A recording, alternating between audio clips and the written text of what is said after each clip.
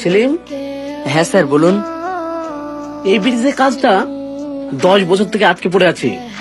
এর আগে অনেক কোম্পানি এই প্রজেক্ট নিয়েছিল, কিন্তু কেউ সাকসেস হতে পারেনি। কিন্তু আমাদেরকে এই প্রজেক্টটি কমপ্লিট করতেই হবে। ওকে স্যার, আপনি নিশ্চিন্তে থাকুন, এই প্রজেক্টটা আমরা কমপ্লিট করব।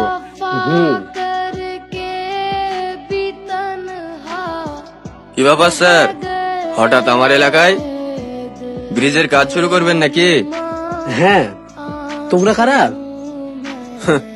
আমাকে আপনি চিনবেন না।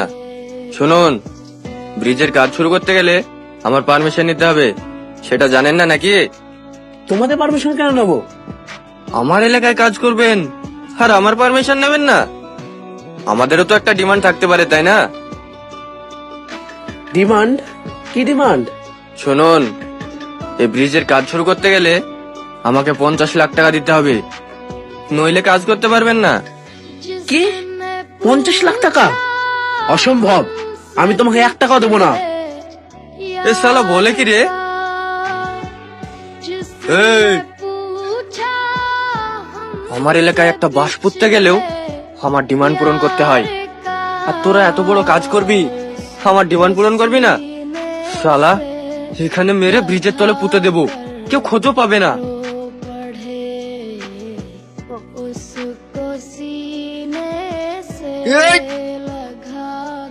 এই চল যা এখান থেকে। আর শোন, আর কোনোদিন যদি তোদেরকে এখানে দেখি তাহলে বুঝতে পারছিস কি হবে। সেলিম, ফালতু ঝামেলা না জড়িয়ে এই প্রজেক্টটা আমরা ছেড়ে দিই।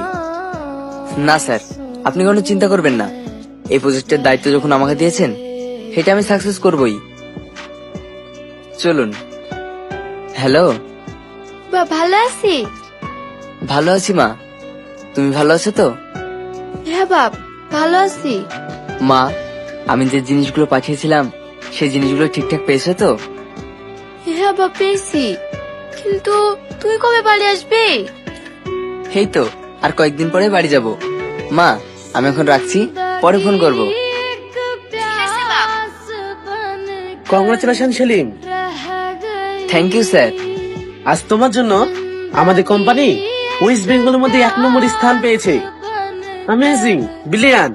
তোমার প্রশংসা যতই করি তা কম হবে। Thank you sir. আরে থাক থাক, আর থ্যাংক ইউ বলতে হবে না। থ্যাংক ইউ তো আমার তোমাকে বলা দরকার। নাও, এই খুশিতে মিষ্টি মুখ করো। স্যার, স্যার কি হলো আপনার? শুনছেন, আপনাদের ভেতরে ডাকছে। স্যার, আপনি এখন কেমন আছেন? সেলিম, আমি মনে হয় আর বাঁচবো না। স্যার, এমন কথা বলবেন না। তোমরা হয়তো জানো না, আমার ব্লাড ক্যান্সার আছে, লাস্ট স্টেজ। হ্যাঁ, তাই আমি মারা যাওয়ার আগে আমার সমস্ত প্রপার্টি, কোম্পানি তোমার নামে লিখে দিতে চাই।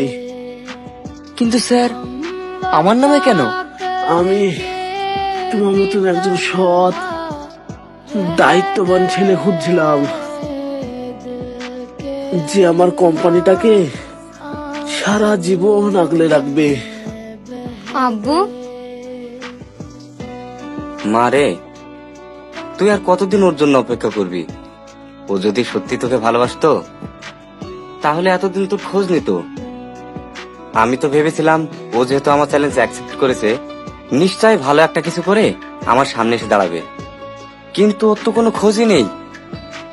আব্বু, আমি সেলিমকে অনেক ভালোবাসি। দেখ মা, ভালোবাসা তো আর একতরফা হয় না।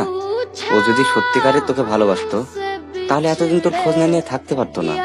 তার থেকে ভালো আমি তোর জন্য একটা ছেলে দেখেছি, কলকাতা বড় কোম্পানিতে চাকরি করে, খুব ভালো ছেলে, তুই ওকে বিয়ে করে নে।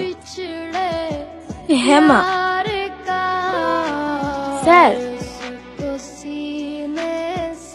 হ্যাঁ বলো। স্যার, আমাদের নেক্সট প্রজেক্টের পেপার রেডি হয়ে গেছে, আপনি একবার